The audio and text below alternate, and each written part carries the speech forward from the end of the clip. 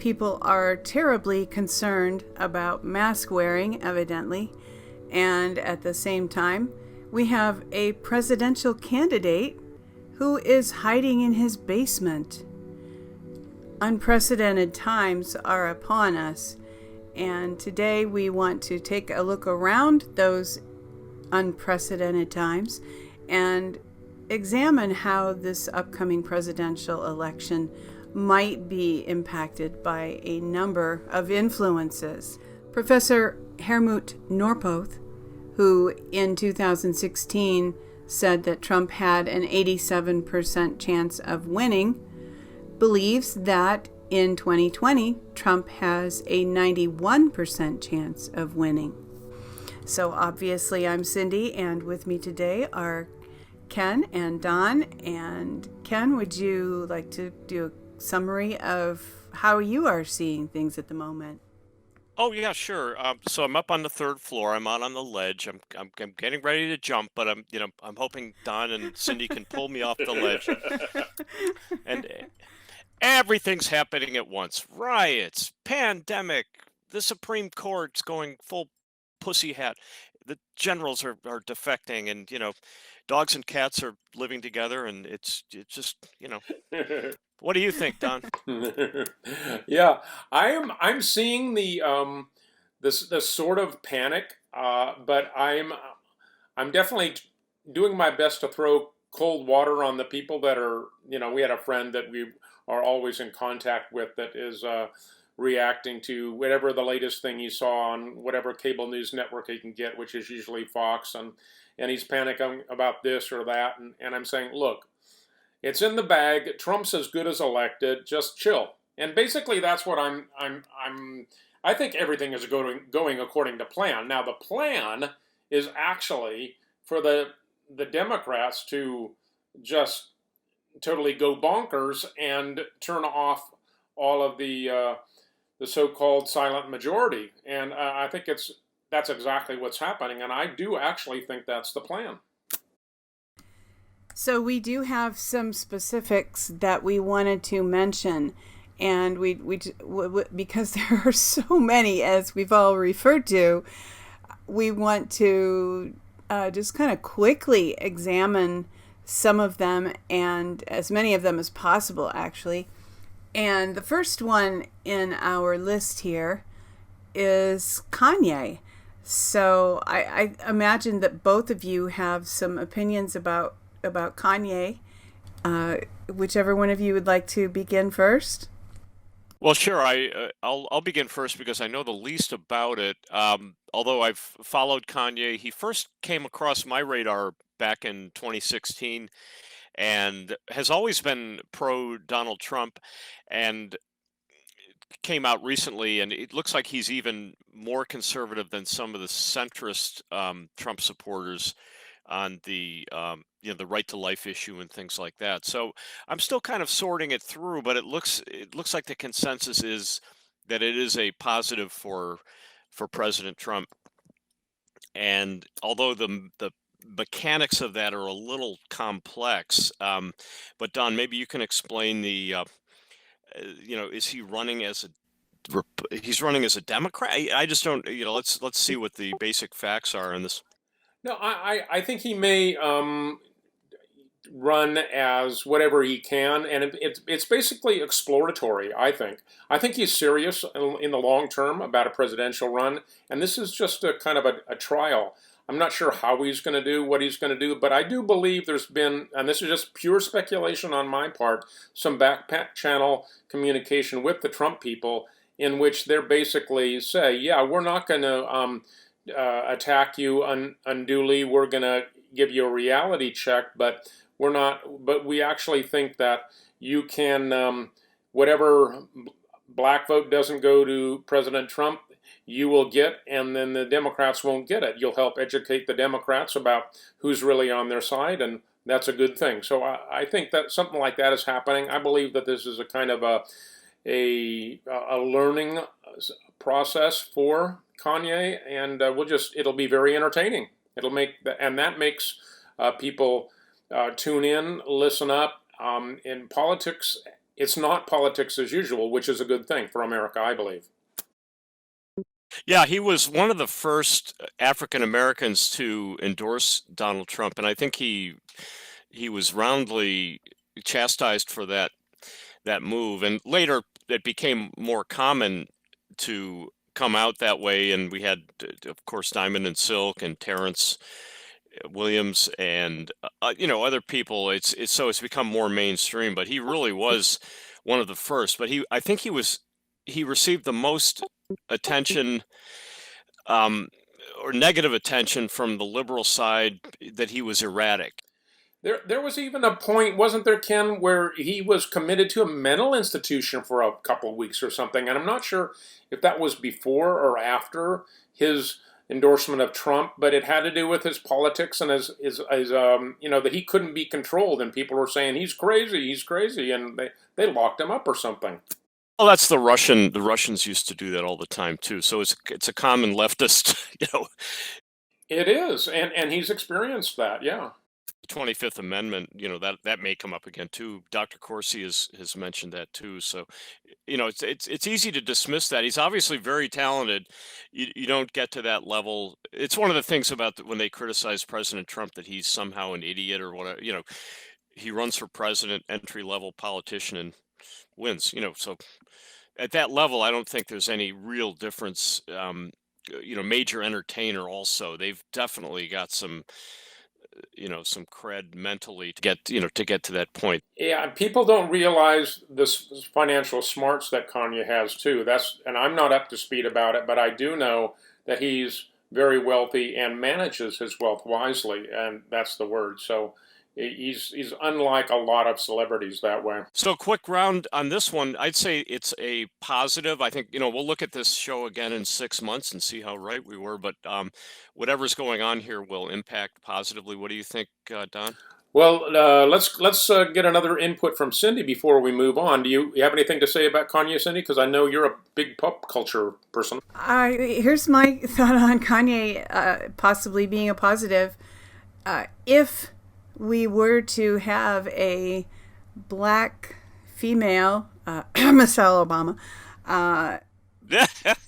presidential candidate or even vice presidential candidate, this would potentially split the black vote that might go to Michelle, or as a running mate or in the first position, as some conspiracy theorists have postulated, like myself and people I listen to. So I could see that aspect being very much a positive. And I'm, with apologies to black people, I'm not excited about seeing your vote split. Well, there's another way to look at that. Is it's not so much, I don't think, about splitting votes of a community as getting a discussion going within a community so that the community begins to actually understand and analyze the issues. That would be a huge positive. Well, the colorblind, I am colorblind officially, and I really am, demographically too. That I don't, personally, I just don't look at the black vote as a block. I think there's a lot of fine gradation there, and but it is a cultural icon. That I'll say is that I think the Democrats are actually much more racist in their cognitive approach to this thing, and they project it out. They project it onto other people. Well, yeah. In the past on this show, we've talked about LBJ's famous quote about how he would have those people voting for the Democrat Party for 200 years. Yeah, and a very racist terms he used. So, Cindy, you think it's a positive overall? Yeah, absolutely, I do, and I have heard people theorize that Kanye may run and gain some support, whatever degree of support he's able, and then throw his support to Donald Trump at the last minute. I wouldn't. That to me does not seem in keeping with the honesty that I would think that he would have with his faith in Christ. So I'm not really, invested in the idea of that happening. However, I think it's generally a positive, again, to echo what you both have said, just to have the the African American community begin to think about the possibility that voting for a Democrat is not in their best interest. Hey, I just had a brainstorm idea. What if Kanye got Candace Owens to run with him? That would be bombshell. Okay. That might be a negative for the Trump candidacy. They might be too big of a draw, huh? It might be too big of a draw, yeah. Yeah. I think they may be laying the groundwork for 2024, which surprisingly, the Democrats, I don't know what the problem is here. I've pretty much lost almost all patience with them. Rather than work on the farm team approach, they put in Joe Biden, and it just, I don't know what to say.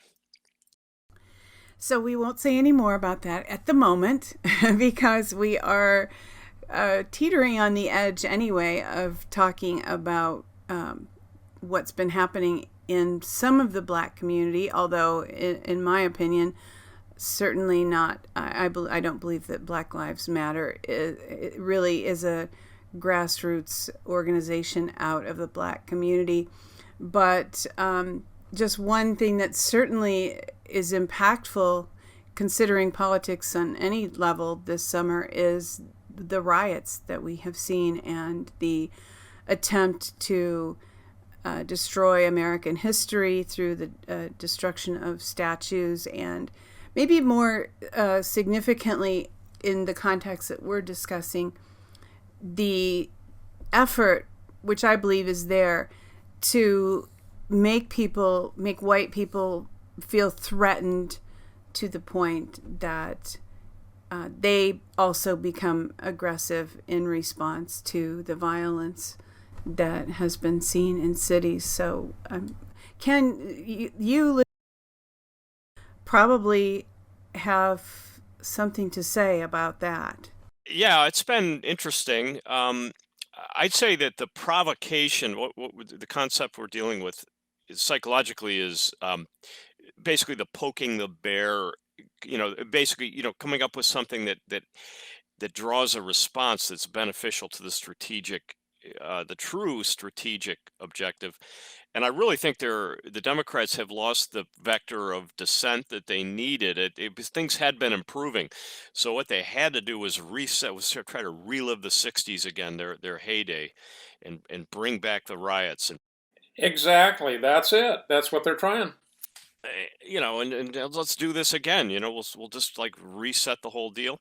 I mean, some of these people were in power back then anyway. Nancy Pelosi, if you add up their terms of service.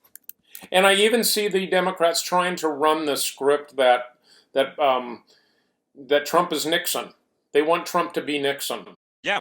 So, but that provocation factor is happening today. Now, when people listen to this show later, the Supreme Court just ruled that President Trump's tax returns are fair game for the Southern District of New York, which it's pretty bad news. It got kicked down to a lower court. Maybe that story's not over.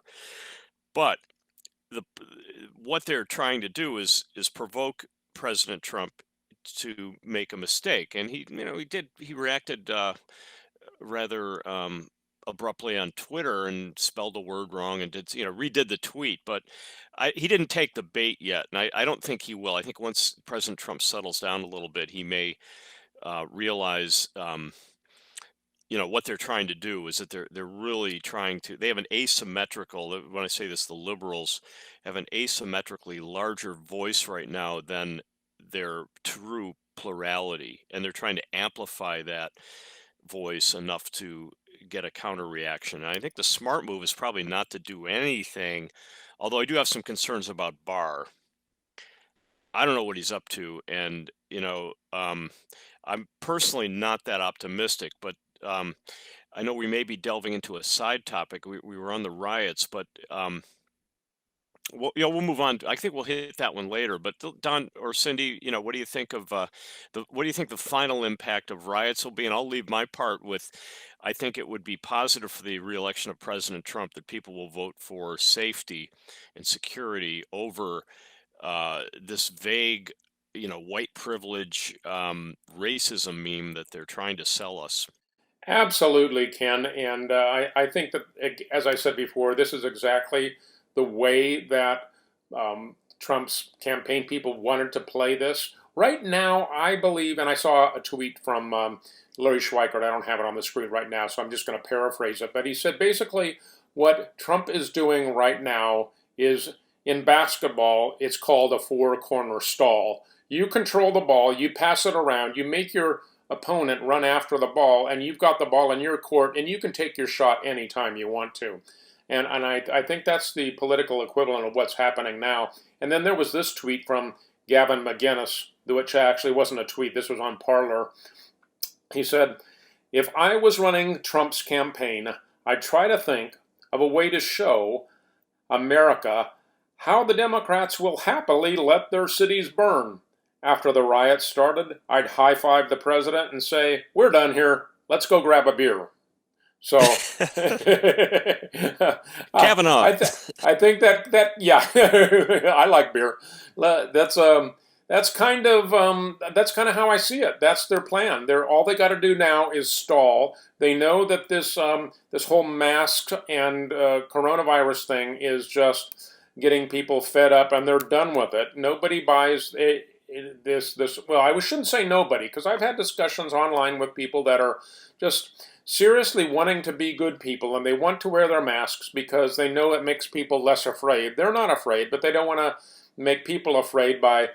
So they want to wear their masks to help other people feel good, and but there's some good discussions about that, about liberty versus safety going on right now too, and I think that's really important stuff. And that's the environment that we're in right now. And Don, we touched on the Supreme Court decision about the president's tax returns. I know that you had some interesting insight into where that might go. Yeah. Thanks, Cindy. I just saw this morning, so I'll try to get it on the screen, or you can scroll to it later if I don't find it. But there was another post on Parler from somebody that had some insight that I thought was pretty astute.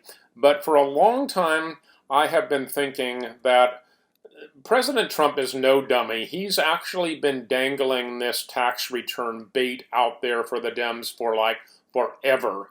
And it's been this thing that has been so elusive, and the fact that he makes it so they can't get it using various legal maneuvers, it makes it all the more appealing and convincing to them that there's something there. And I've told you, Cindy, that I don't think there's anything there, but I think he's pretending like there is, so that at the last minute he can spring it on them, and then it's a big nothing. But the flip side of that is that even there's always stuff in tax returns, so they can always make something up, and I think that is a good and legitimate reason why there should be confidentiality about that stuff, because you can make a mountain out of a molehill and the press will believe it, because nobody in in American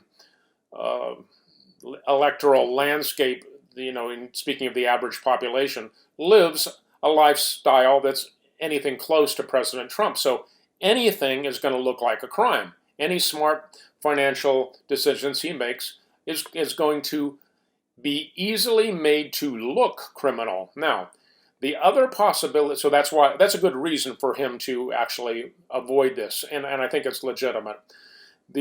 But there is another thing happening that I saw from this person who goes by Danny Boy on Parler, and he said that he strongly suspects that this ruling that has come down from the Supreme Court, that President Trump will need to deal with the tax privacy issues and constitutionality of the same in the lower courts. There's a lot of concern among conservatives about that this open, and concern that the president has expressed in tweets that this makes the presidency more vulnerable. I believe that's almost now, I strongly do believe that President Trump is a rule of law person and really wants to, as a non-politician, return the American political apparatus to rule under law, and it's been very lawless for a long time because they've had a media that's been complicit with their crimes. So, what do you do to break that? Well, you have to actually increase some power to prosecute. So he's made himself, the president has, kind of the test case, the guinea pig, the dummy that they can go after and probably not find anything, but they're highly motivated to do so. So they may find something, they may not, but that may not be the real issue. The real issue that President Trump might have been intending all along is to set precedent so that other people, true politicians, much, much dirtier than he is, such as the Clintons, can be gone after in a very similar manner. So, yeah, I think he's setting precedent here. I think right now he's claiming that's a bad thing. I think he actually secretly knows it's a good thing for the American people. Dun, dun, dun. I hope so. What a great drama we find ourselves in.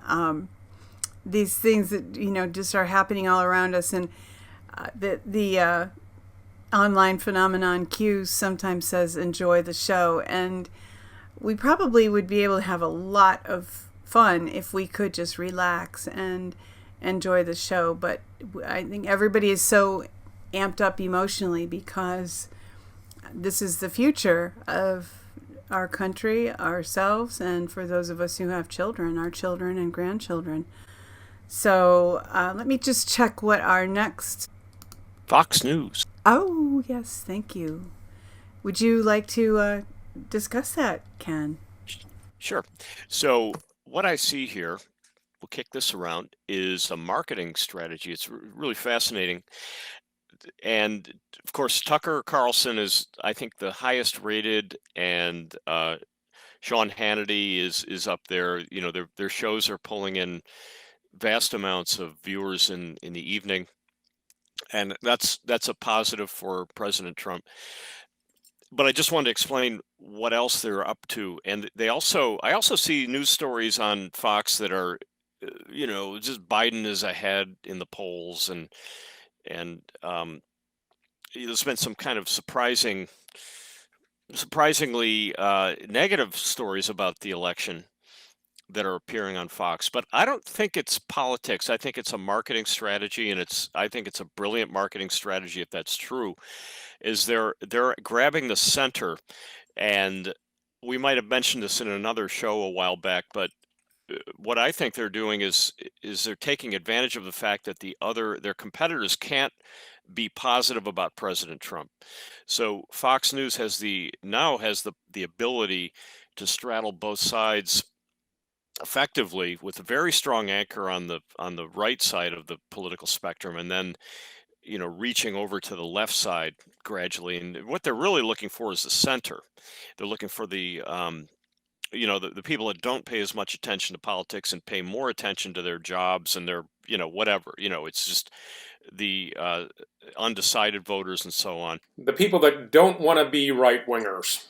Right. But the law and order people are getting at the message. And I'm sure, how things are, is that you get into the fishbowl, and you're going to check out both sides. You're going to check out the little, the algae over on the other side, and then you're going to look at the plants that are growing over here. So you're going to eventually get exposed to all these things. So I think bottom line is it's a positive. What do you think about Shepard Smith leaving? Oh, that's great. I never liked that brown suit. Well, what they say, and this came up in the show about Butowski, is that most of the Fox management are Democrats. Well, yeah, and the thing I always remember is that they're financially backed by mostly Saudi oil money. Well, it's about marketing anyway. But it's not really about politics. That's my point. But I think if we had to draw a line under this and say, is Fox News a positive or negative? I think it's very positive because it's simultaneously giving. I mean, Tucker Carlson has been on fire lately, and I'd say, I don't know somebody turned the burner on under his patoot, but just he was already pretty good, but just in the last week or so, I think he's pushed out a couple shows that are just, they're iconic, and they're probably going to be rewound for the next 2 or 3 years, as we look back on this era, because it's hard to see it now, but I think there will be movies made about this time that we're living through. I did read something about Tucker that has kind of stuck with me, and I'll mention it here, that it was one of my favorite Twitter thread writers, Carlos Azueda, compared the Tucker Carlson method with one of the most famous podcasters, probably the top-rated podcaster, Joe Rogan, and he compared their styles, and I thought it was pretty interesting. He said, Tucker is actually very vulnerable to cancel culture or to whatever that pressure that the left might put against his sponsors, whereas Joe Rogan isn't, because Tucker's style doesn't lend itself to a dialogue. Even though he has people on, guests on, he doesn't actually engage them. He kind of plays the same gotcha game that the left always tries to play in the press conferences, but somebody like Joe Rogan in a podcast deals in a more conversational format. And I thought that was a pretty interesting analysis. So ever since I read that, I've been a little less pro Tucker Carlson. I still think the guy's great. I still really like what he does, but he does come off as kind of an elitist sometimes, and maybe that's putting it even more gently, definitely more gently than Carlos Osweda did. Yeah, I think he combines two aspects. He's got the preppy thing going. I think there's a little bit of that subconsciously. Yeah, that's what Carlos really reacts against. And but the other thing is, I think he's a very strong TJ. Now, the extroverted thinker. We're going MBTI on everybody. Study up, take the survey. But the TJ will tend to force people into binary conversations, which are pretty much, hate to say it, but 1 + 1 is 2, and that's how it is. I totally do that myself, so I totally understand. Now, Joe Rogan, though, is more empathic. I think he could be more FJ. He's got a pretty strong. I totally agree. Yeah. Yeah, he may be an INFJ actually, or maybe an ENFJ, but I mean, his judging functions are really cranking out. He's got the thinking thing going at the same time, but it's sort of layer. It's like a layer cake with a feeler frosting on top. I think that Fox has a huge vulnerability with because of sponsorship, and I recently heard this week, it might have been from Dr. Wakefield, that, I mean, it's just an observation that Fox, that pharmaceutical companies advertise on all the networks, not because they expect to inflate their sales through advertising, but so that they can sponsor and control content.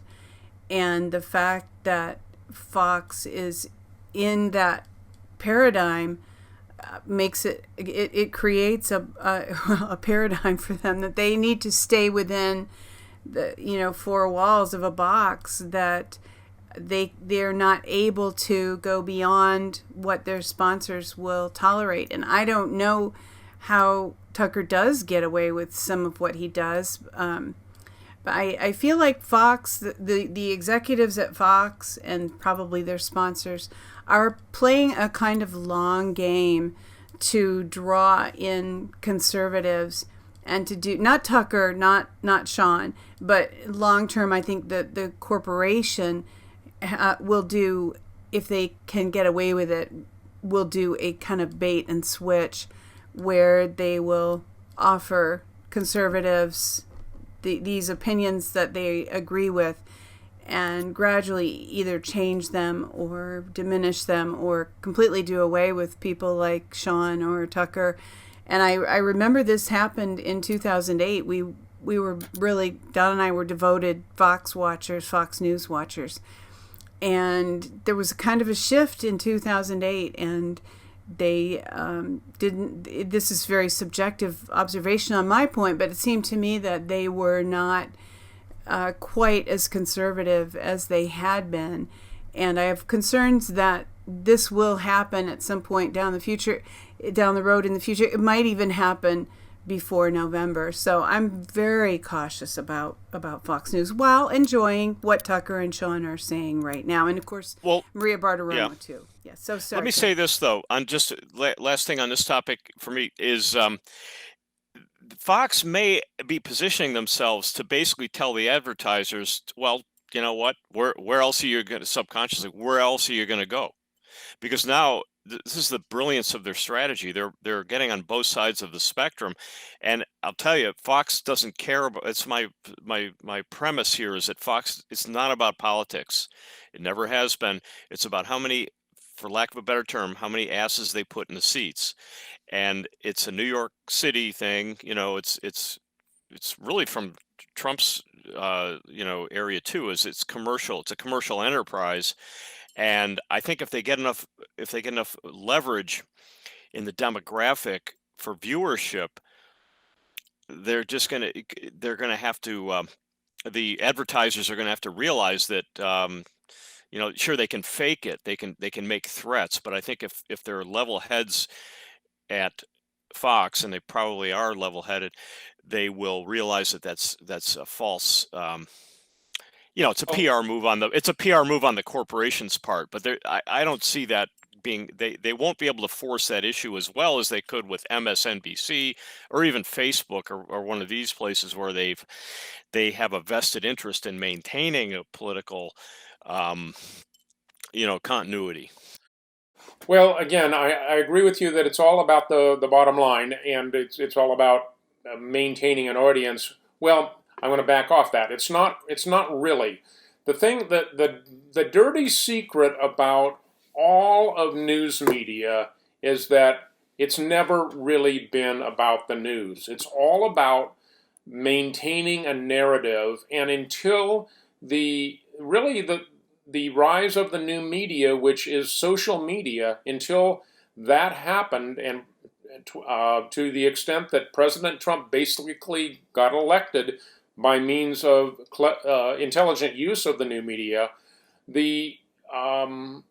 all of the media had a captive audience, and they would just basically have somewhat dueling narratives between the different factions of the dominant major narrative, and there was no actual variation outside of that except by fringe elements. But we're in new territory now where and I think one of the vanguard leaders in breaking out of that narrative really has to be a Q team, but all of the alternative media put together has made options available that weren't there before. So it's not about controlling the narrative anymore. It's about getting people to think for themselves, and that's really the first time that that's happened in American history since at least the beginning of the Democrat Party. And it was actually this whole idea of newspapers being set up in order to promote a political party that was the foundation of the modern media. And there was a great, Larry Schweikart has written a lot about this on Twitter, and he's written books that feature the whole analysis of this. But really, we are living in a world in which the media was formed in order to push political narratives, and we don't think that. We think that, no, they're really just giving us the news. No, we don't realize how controlled the news has been, but now we're living in truly momentous times when that's being broken apart. This whole narrative-producing political agenda that disguises itself as news is really being kicked to the door and kicked out on the street. It's really rather remarkable. The next topic that we wanted to discuss is the impact upon the presidential election process that the arrest of Ghislaine Maxwell and her association with Jeffrey Epstein will bring to the table. For myself personally, I think that as far as Joe Biden specifically, the Ukraine scandal impacts much more heavily upon the election. Now, there are some liberals who believe that President Trump will be implicated in some of the evidence. Personally, I think that's nonsense, and we've heard for a long time that he actually was a whistleblower to some of the things that were going on behind the scenes involving these people. But now, if we were to have somebody like Hillary run as Joe Biden's running mate, or possibly even Michelle Obama, someone who was involved in some of these parties and flights and so on, then I could see that impacting heavily upon the election. But what do the two of you think as far as this aspect? Well, I'd say I look at the Democrat Party. First of all, they've got the centrist contingent, and then the more, gradations moving more toward the hard left. The the radical side, ending with the squad and the people that just want to completely destroy the whole, the monuments and the whole thing there. So, but where the fissure is really sort of in between the Clintonites and when Obama came on. So when Obama came on, all of a sudden you've got this tilt towards the Islamic world, and you've got Brennan. It's just all that whole crowd coalesced around Obama. They were not involved in the Epstein situation, and maybe I think they gained enough, they had enough foresight to distance themselves, because this story's been going on for a long time. The first time Epstein hit the courts for the trafficking of minors was a long time. I think it was back, I don't know, like early decade, 2009, 2010, something like that. So point is that it will hit the centrist. If this is the one case where you do want arm's length. I don't think President Trump should even make, and he probably hasn't and probably won't. Just let the law handle this one. It's a criminal matter. It's not a political crime. It's a crime. It's separate from politics. Doesn't have anything to do with it, except how it impacts the people involved who are centrist. And I think that'll be the downside, is that it will say something to the centrist Democrats and the undecideds, and probably positively dispose them to the Republican side of life, rather than the centrist, because they just won't feel right about the Democrat center. I don't think that the Clinton era will ever be the same after this, if it does play out, and it looks like it probably will, as long as they keep her in safe quarters. And even if not, I mean, Donald probably comment on this too, is that there's some thinking that she had already been in touch with the authorities for quite a while before this, this arrest, which was sort of the forward look or outward facing, prosecution. But there's something else, probably other things going on behind the scenes that we just didn't know about at the time. Yeah, I think so, Ken. I think that the other shoe to drop is going to be that's not really in the American psyche yet. It's okay. What's beginning now to penetrate the American psyche with regard to Epstein and Maxwell and these sex trafficking is a level of corruption in high places.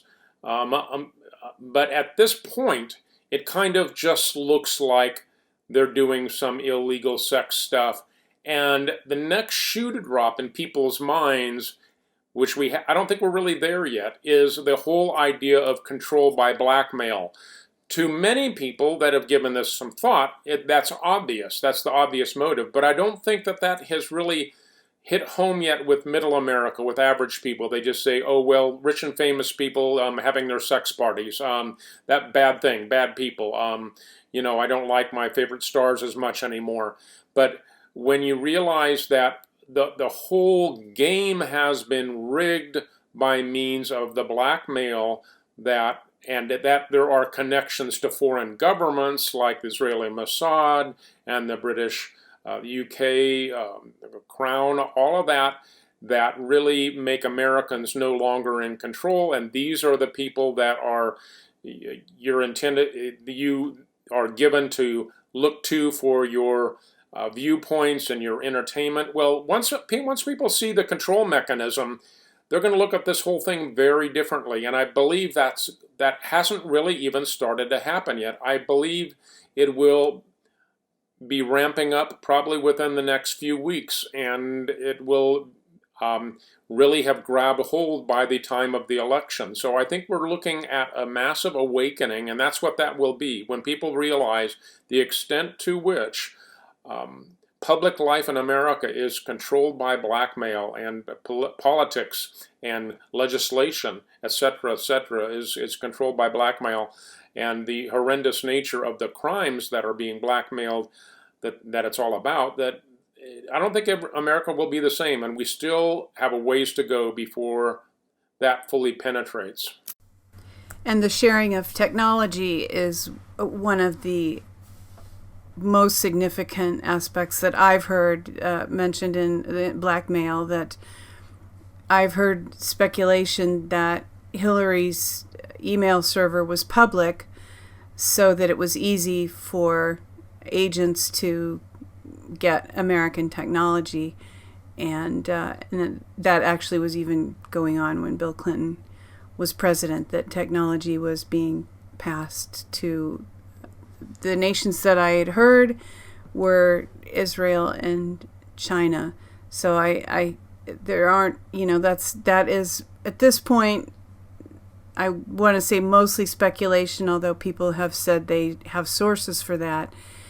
They are not sources that can be named. So we will wait and see how that unfolds. But I agree with you fully that I think that the blackmail aspect is the real significant part of this story. And another issue that impacts upon the election is somewhat related, in that it has to do with law enforcement and indictments being unsealed and things of that nature. That is what has appeared to be kind of a wild card at times. Barr and Durham, and how they will behave, what they will do with the information that they have, whether there really are all of these sealed indictments and when they might be unsealed, and whether the timing of the unsealing of these indictments will significantly impact upon the elections. Yeah, I've been kind of concerned about the timing aspect. And the reason for that is the effect that it's had on the psychology of the electorate, and the amount of complacency that it's, well, maybe not, maybe that's not the right word, but I think it's emboldened the left more than would have been the case had there been at least one, even if it was a spurious indictment. And I don't think Hillary will ever be behind bars. I think it's ludicrous, but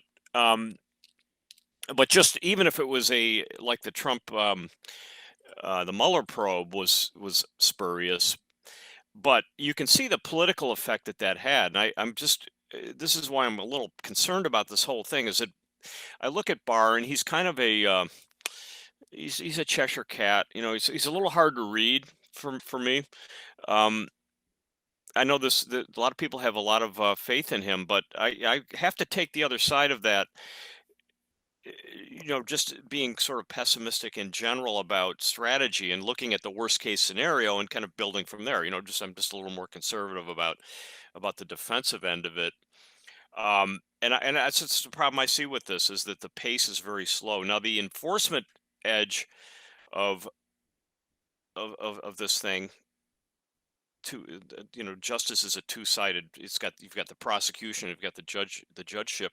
So on the prosecutorial side, this is President Trump's branch. It's the Justice Department, and I don't know the reason why Barr is there. I think it was probably because he was more easily confirmed, which is another thing. I'm not up on the details there. So you couldn't just pick a Southern sheriff and expect them to pass through the confirmation process. So I don't know. I mean, at this point, Barr, I mean, they've been stretching it out so long. Now, the one thing that really bothered me yesterday was the Seth Rich ruling, that they won't release the Seth Rich until after the election. I guess there is more information, but they're just not going to, they're not going to get into that. Now, I didn't mention that in our pre-show discussion, but again, it's just a pattern that I see, and maybe Don can help me out here, but I don't see the upside of this. I think there's been an indirect effect, and an opportunity lost by letting it sit. Well, I'll go back to my basketball analogy, Ken. I do see that this is what you're calling delays or stalls is that four-corner stall in basketball, and it is deliberate, and it is frustrating to a lot of the people that are in the Trump camp or that are consider themselves conservatives or whatever label that you want to have, that where you want to have justice done, but there's we're living in a two-faceted world. There's the legal system, and then there's the political machinery. And what's happening, I think, is that the politics are being slowed down by this four-corner stall and the basketball analogy in order to match pace with the judicial process, and the judicial process is very slow and methodical on purpose. Number one, because a lot of corruption had to be removed, and I'm still going to go on record as saying that I think that Jeff Sessions probably had a lot to do with setting things in motion to deal with all of that. So, and of course we won't know until maybe even years later what that was all about. But I do think that there has been a slow judicial process that has been unfolding, and we need to be patient with it. And I do think that getting President Trump elected to a second term has been the number one priority, and the judicial process has been told, yeah, take as much time as you need. It's important to get this right. We can't let the enemy get off on technicalities, and by the enemy I mean enemies of the rule of law, because we want justice to be blind. We want that blindfold on there, so we want it done right. And I really think that that's what's been happening, and I don't think that political panicking or arm waving or just alarmism in the near future is going to help us. I really think that there needs to be patience exercised. At the same time, we really educate ourselves. And I'm going to mention Larry Schweikert before. I'm going to get into a little thread of his again, because he tells us how to use this time between now and the election, and I have to agree with him 100%. Here's that thread from Larry Schweikert. My friends, I think it's time for some tough love here. None of us want these idiotic lockdowns. We all know they're being manipulated by the hoax news and the polls for their own nefarious purposes. I absolutely get the boredom, frustration, and cabin fear, but stop thinking of yourself for a minute. Did you ever think that you have a task, a purpose during your lockdowns? I will preface this by saying I do not think Donald Trump was put in office by God merely to be a doorstop, a four-year placeholder. He was put in place to be a secular cornerstone to the long-term rebuilding of a great America for the 21st century. Nor do I think his plans in politics will stop in 2024. But I spent almost a week watching the, good Lord, extended edition of Lord of the Rings, and I was taken by how much the demonic Antifa fascists and the BLM people actually look like the goblins and the orcs of Mordor. These are people clearly given over to be used by pure evil, and they have done so gladly. Did you think defeating them would be as simple as a single election? Did you think a hobbit and a wizard are sufficient to dispel such ingrown, festering hate? So, what of our time? I believe that while God didn't give us this disease, because all disease comes from the other guy, He can and will use it. Yes, you'd rather be working, vacationing, or hanging out with friends, but you're largely home, restricted in movement. Now is your time. Read the books that have been dormant for years. Understand your history, your economics, your government, and yes, read your Bibles. Know that God has not given us the spirit of fear, but of power, of love, and a sound mind. Unlike the demented pervs of the Dem Party, know that you have the whole armor of God sitting in a corner by the weight bench. Use it. Stop whining about obviously false polls and speak life to yourself, your country, and your president. Learn to rebuke the devil, for we do have power over that SOB. Because understand this, now is not your test. I hate to break it to you, but this isn't even the preseason game. The Goblin legions will be berserk with rage when President Trump wins re-election. What you've seen so far is barely the warm-up band. You will need to be more than you can be then. You will need every ounce of faith and strength on November 4th, because that will be the death throes of the evil enemy. Quietly, we've almost forgotten that in the last 4 years, while we were consumed with the economy and with judges and with the rebuilding of the building of the wall, very quietly, the greatest purge of human trafficking and child sex in human history has taken place under our noses. Perhaps hundreds, thousands have been arrested. This isn't Q stuff, it's real world headlines, because we know where all this goes. All roads lead to Hollywood and the hoax news media.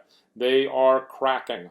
And how about all your entertainments? Ever think God is allowing these diversions, the NFL, the movie, the college, sports, Vegas, to evaporate before our eyes so you might, just might, focus on something more important? You have now time to read, study, talk in person to your neighbors you haven't seen in years, and above all, prepare, because on November 4th, the battle begins. The president is ready. God is ready. Are y'all ready? See ya on the battlefield.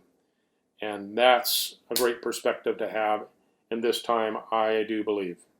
Yeah, I'd say that was a great reading. The what we call the silent majority, if there is such a thing, we're pretty sure there is, that will be the swing weight between this, how this tips. Now we're still going to have what I characterize as zombies on the left. I mean, I hate to say it that way, but in the little bit of interaction that I've had with them, and I have an experimental account on social media, which Don and Cindy are familiar with, but will regularly use that as a laboratory for kind of getting that pulse. And I'm absolutely astounded by the declining cognitive ability in certain areas. Just the ability to take in facts and to discuss facts. I think it's really declining to the point where we're moving closer to the the middle of the brain stem. We're moving into the limbic system, and we're moving into arguments that are really more about sputtering invectives and adjectives and insults, and the typical trollery. Now there are two types of trolls. There's the funny troll, which I kind of like to be the funny troll, but then there's this other kind of troll that's just kind of almost for lack of a better term, it is demonic. And they can be real time wasters too. Yeah. So that's there, and I think, but I do see the light at the end of it, and it's the swing weight of the center. I think we'll definitely be turning around. So that's what do you think, Cindy? I am a big fan of body language ghost and Bombard's body language, and you mentioned, Ken, that you find Barr difficult to read. She's very astute at reading people, which is why I enjoy her videos. And she is a big Barr fan. She really likes him. And whenever she does an analysis of him, she says he virtually can't lie. And it's obvious when he doesn't want to discuss something that, he just doesn't discuss it. So I tend to agree with her. There's just something about him that I trust innately. And as I've mentioned before, I personally think that he's been burned by these people. I think something happened to his father at the Dalton school. And his father was, I think, forced to resign, or there was some kind of a changing of the guard at Dalton. And I believe Barr's father had really good intentions there to be a integrity-filled educator, and somehow he was gotten rid of. So I feel like, honestly, and I've mentioned this before, I feel like at that time, Barr formed a kind of a worldview that spoke to him as a young person, that more justice is needed in this world. And I like to imagine that's why he followed the path that he did. But maybe I'm over romanticizing that. I don't know. But that's my opinion on Barr. And I do believe that that justice is going to come forth. He is strictly, I believe, a rule of law guy. He's going to follow all of the guidelines and the precedents, and he's going to dot every I and cross every T. But I think eventually he will arrive at a place of serving justice to situations that are crying out for justice to be served. Well, for the viewer, the Dalton connection, are you referring to the Epstein tie in with that, or just if someone's not out there is not familiar with that? The Dalton school, his father was the head. I think it was the headmaster, and the year that Jeffrey Epstein was hired, Barr's father resigned his position, and I think, strictly speaking, he may have been the one to hire Epstein, but they never worked at the school at the same time. By the time Epstein began working, Barr's father was already gone. So, and it's not clear exactly what happened. This is I'm an INFJ, and I'm just NFing this one, that I just have a feeling that that something happened there that was not right. That somehow Barr's father was taken advantage of, or something untoward happened to his father, I believe. And I won't say that he's been looking for vengeance this whole time. You killed my father, the six-fingered man. No, not quite that dramatic, but that he does want to see justice done. Yeah, I'm going to weigh in on the Barr thing. And as an Enneagram 5, there are definitely 5 idiosyncrasies, and I think that there's a vibe that 5s can learn to feel and even recognize each other. And when I see Barr, I see someone from my own tribe. I see aspects of myself in the guy. I believe I can read him because he's so hard to read. I myself enjoy being hard to read. It's part of who I am and part of what I cultivate about myself. And I think that's an aspect of Barr. I would go so far as to say, very likely, Barr is probably also an INTJ, and very in the MBTI, and very likely Barr is also an Enneagram 5 social subtype, meaning not that he's more sociable, but that his whole worldview and the things that he emphasizes in his life have to do with the larger sphere of social influences and the big picture. There's 3 subtypes in the Enneagram. There's the social, there's the one-on-one or sexual, and there's the self-preservation. And they each have a very different feel to them. And Barr, to me, feels like an Enneagram 5 social subtype. And I do trust the guy. There are quotes that I've seen from President Barr that have been on record for a long time that tells me that as far as liberty and understanding America goes, he sees it, he gets it, he understands what rule of law is supposed to be in America, and he's working to get there. And he's playing the long game, and he's connected with Trump in such a way that they are working on this project of restoring America together. So I'm not skeptical, but I do recognize that there are things that I can't see yet. And I also recognize that even though Barr is the Attorney General, there are other aspects of the rule of law justice system that are that are technically under his control as the Attorney General, but are also very much have a lot of autonomy on their own. And I'm speaking of Durham and other people, and not only the names that we've all heard of. So I think there's a lot that is going to yet be unfolded. And again, I'll go back to that four-corner stall. The justice system is grinding, and we're looking at this ball being passed back and forth, and we don't quite know when the final shot's going to be taken.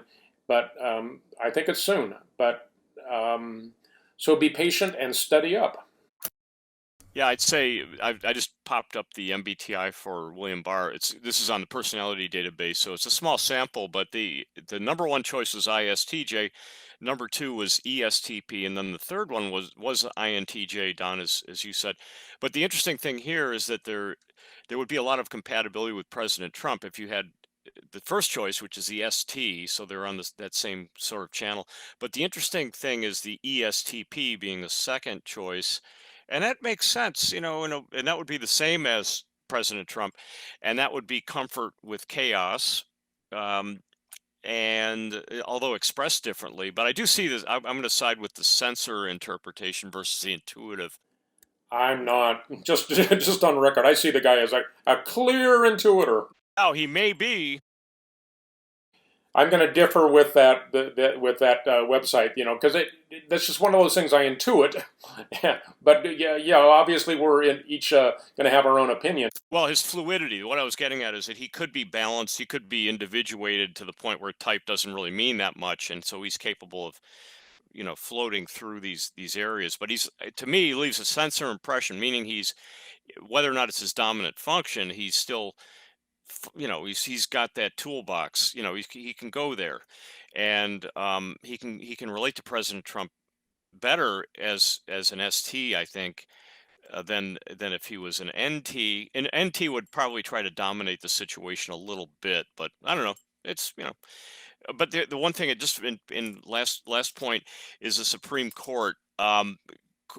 That's a difficult one to see happen, because I think that was always sort of the backstop for everything, was that you had the loyalty of the Supreme Court and the constitutional orientation, and that was kind of the frame. It was the victory of the Trump administration to have finally conquered it started to turn around the justice system, and to see that signs of it being eroded, that's I think is troubling to me, and I think I would look at that as being a very negative going forward. As we're looking at Barr and Durham, even though they're in different branches, but losing that branch of government, because they're both law school oriented, they're both dealing with the legal system, so that's why I'm kind of lumping it in there. Not just this decision, but just in general going forward into the election, is the orientation of the Supreme Court, should anything else occur. The justice system a lot is happening behind the scenes. We can't see it, and all we can see is this ball being passed around where nothing is happening. So I don't think there's a disjointed thing happening with the justice system. I just don't. Well, the Supreme Court, though, because I'm looking at that as even though it's still legal. No, any of that. It's a return to rule of law, and return to rule of law can look like it's against Trump. I don't think it's against Trump. I think President Trump is playing please don't throw me in the briar patch thing with the tax returns and all of that. So yeah. So I just don't see that there's a problem there. I have one brief comment that there is a little shadow that in my mind, that where I wonder whether the blackmail question might impact upon some of the decisions. If people have dark secrets, that they might be vulnerable. And I'm not thinking of anyone specifically, so I hope that this isn't making anybody's image pop up in anybody's head, because I don't have an image in my head. But I can't help but wonder, when people don't behave the way we anticipate as far as political loyalties. Not that I'm advocating for strictly voting along party lines. I'm not. That can't be good for a republic. However, we have become accustomed to seeing people do that. And when people don't do that, I think it begs the question in a lot of our minds, why aren't they doing that? So perhaps it is to better serve the rule of law, or, perhaps there is some dark corner of their lives where people are able to manipulate them and thereby manipulate outcomes. And I think that's again why things have to move slowly, is because we don't know what we don't know. And putting ourselves in President Trump's shoes, or in the if this is a military operation for taking back America, in the military command center view, is you don't know who the traitors are until they reveal themselves. And so you drag things out, you purposely poke and prod, hoping that whatever you're going to do is to either embolden the traitors and make them feel like they're safe and they can do what they want to. I'm thinking of somebody like Ilhan Omar now. Or you make them slowly reveal themselves, and here's a name that I'm not sure which side he's on yet, but I have feelings more negative than positive now, is Lindsey Graham. The guy's gone back and forth. So I don't think that the full story has come out on him. But again, this is why things have to go slow, is because they have to hit people from various angles, because the swamp is so deep, and these swamp monsters have many different ways to hide, and there's many different ways that they can be dislodged, and the shining swamp creature is going to he's going to have the sheen off of him, if there is such a thing. So that's what's happening now, and we can't see it, so it's frustrating. I'm not again concerned about the left. I think they are almost nonsensical and have their own echo chamber at this point. I do want to, just as kind of a hat tip to them, give them credit for a very clever troll that I just recently saw. And as I read this public service announcement from our friends on the left, I know that Cindy will, in the production of this podcast video, have the picture up of what I'm discussing. So here is the announcement. Networks, Trump hasn't reversed this yet. Please bring it to his attention. If you don't want to be followed, you have to cut off the little antenna that sticks out. This is urgent. If you want to be tracked via 5G and be a part of Obama's plan, then keep this antenna. If you are smart, however, and want to beat them at their own game, cut off this antenna and remove it immediately. And tell your friends to do it too. Make America Great Again, hashtag. Update. It has been reported that Obama's far-left voter tracking system, OFLVTS, is also operational on 3G and 4G networks in addition to 5G. Remove the antenna immediately. And it has a picture of the antenna, which, if you haven't guessed it by now, is actually a valve stem on a tire on your car's wheel. So you want to cut that thing off, and then you'll be protected from the Obama tracking system. So thank you, leftist trolls, for that very valuable piece of information, and we very much appreciate it. Thank you so much. We thank you for joining us for this episode of Poli-Psych Podcast. We hope that you have enjoyed it. And if you have enjoyed it, we ask that you please click like, subscribe to us on YouTube, subscribe to us on BitChute, follow us on Twitter, and if you have a moment, please visit our website. Again, thanks for joining us, and until next time, take care.